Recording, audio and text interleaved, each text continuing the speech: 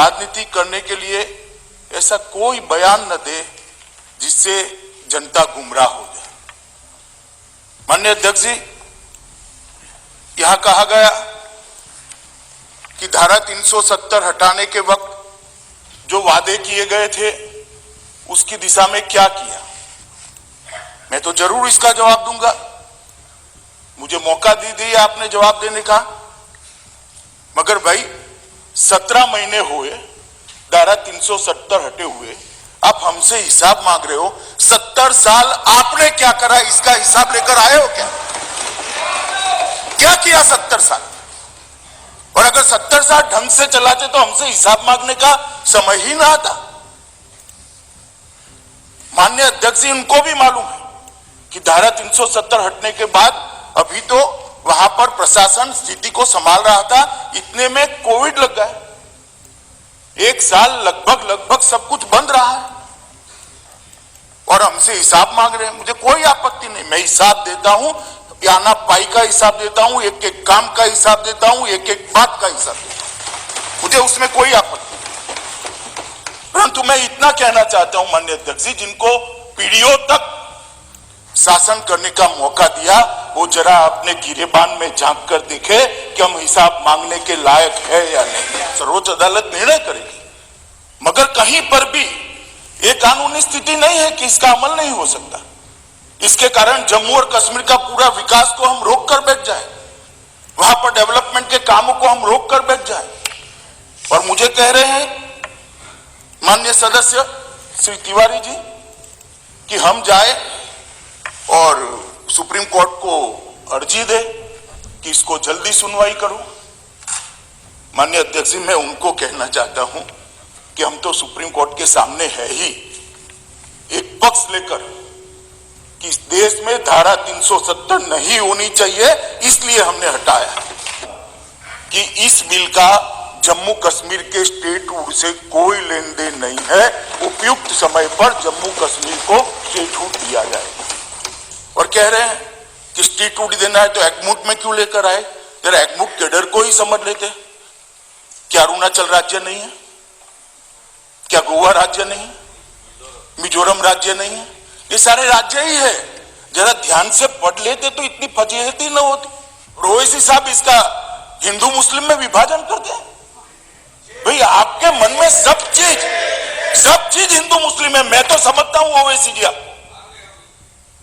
मगर आप देश के अफसरान को भी हिंदू मुस्लिम में डिवाइड कर दे। क्या कंसेप्ट है आपका? एक हिंदू अफसर मुस्लिम जनता की सेवा नहीं कर सकता, एक मुस्लिम अफसर हिंदू जनता की सेवा नहीं कर सकता। किस प्रकार के देश में हम आगे बढ़ने जा रहे हैं? अफसरों की संख्या हिंदू मुस्लिम में बांटेंगे और अपने आप को सेक्युलर कहते हैं। काय का सेक्युलरिज्म? हिंदू मुस्लिम में अफसरों की संख्या बांटेंगे। इस तरह से तो मान्यवर कश्मीर के अंदर शांति नहीं होगी, ज्यादा चिंता होगी, ज्यादा उचाट। श्री असाउद्दीन ओवैसी जी।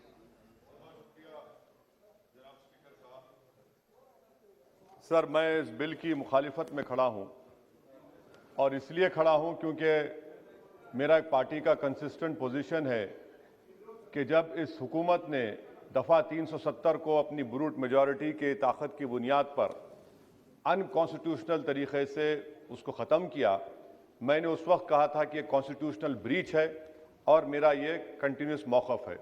सर, मैं इस बिल की मुखालिफत इसलिए भी करता हूं क्योंकि इसी ऐवान में खड़े होकर वज़ीर दाखिला ने कहा था कि ये हुकूमत जल्द से जल्द रियासत जम्मू कश्मीर के स्टेटहुड को बहाल करेगी। आज आप उस अपने वादे से मुनहरिफ हो रहे हैं क्योंकि जब आप जम्मू कश्मीर केडर को एमगुट में मिला रहे हैं तो इससे आपकी नीयत का साफ इजहार होता है कि आपने जो उस ऐवान को उस वक्त वादा किया था कि जम्मू कश्मीर की दोबारा रियासत को बहाल किया जाएगा, वो सच्चाई पर मुबनी नहीं था, वो सिर्फ महज अल्फाज थे या जुमले थे।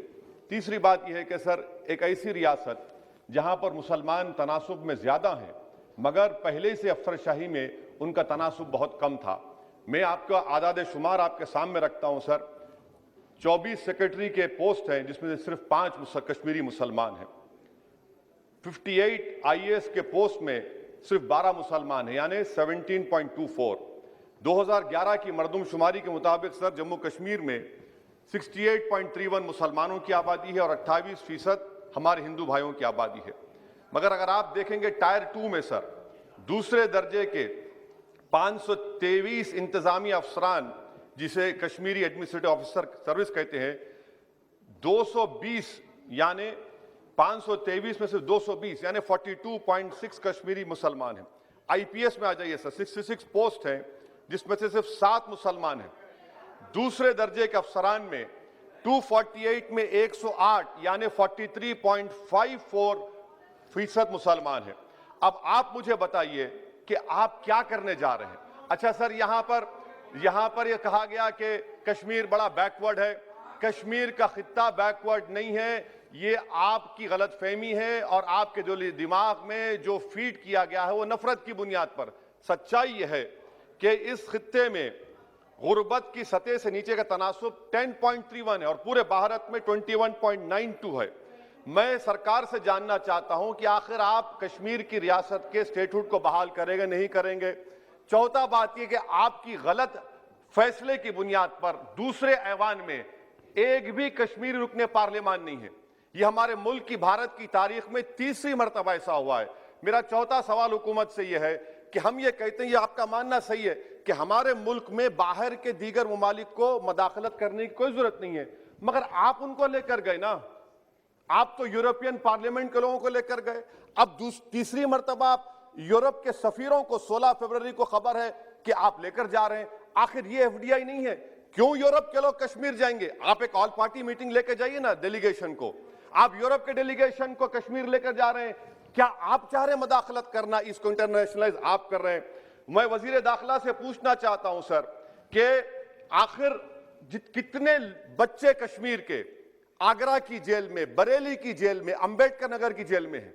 मैं आपको एग्जाम्पल दे रहा हूं, खत्म कर रहा हूं स्पीकर साहब, कि बिलाल अहमद एक कुपवारा का बच्चा है, अमर सिंह कॉलेज श्रीनगर का है, 1600 किलोमीटर दूर श्रीनगर से जेल में है। उसके वालिद ने 25,000 रुपये की अपनी गाय को बेचकर गया, हाईकोर्ट में गया, हाईकोर्ट ने फैसला दिया कि उस बच्चे को श्रीनगर ट्रांसफर करो, एग्जाम लिखाओ। आप उसको नहीं मानते।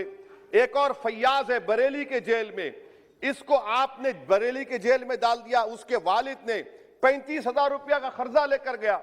अब बताइए आप, नवीद है बारामुल्ले का, कहां से ये अपनी जमीन बेचकर उसके वालिद गए।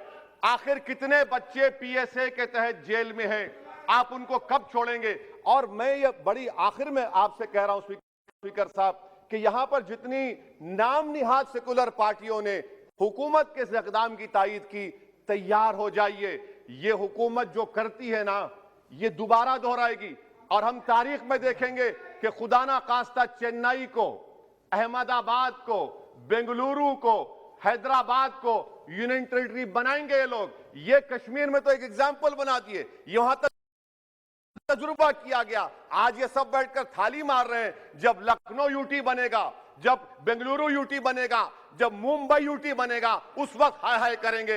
ये कंसिस्टेंट पॉलिसी आपकी है। इसीलिए सर, मैं होम मिनिस्टर से जो सवालात किया हूं, मैं आपसे पूछना चाहता हूं। और ये 2G से 4G करके आपने एहसान नहीं किया, अमेरिका के दबाव में आपने किया। ब्रैड शर्मन से भारत के सफीर ने मिला, अमेरिका ने स्टेटमेंट दिया और आपने 2 दिन में 4G को बहाल कर दिया। आप इस मसले को इंटरनेशनलाइज कर रहे हैं, ये गलत है और इससे कश्मीरी अवाम का डिसएम्पावरमेंट होगा, एलिनेशन बढ़ेगा। शुक्रिया सर।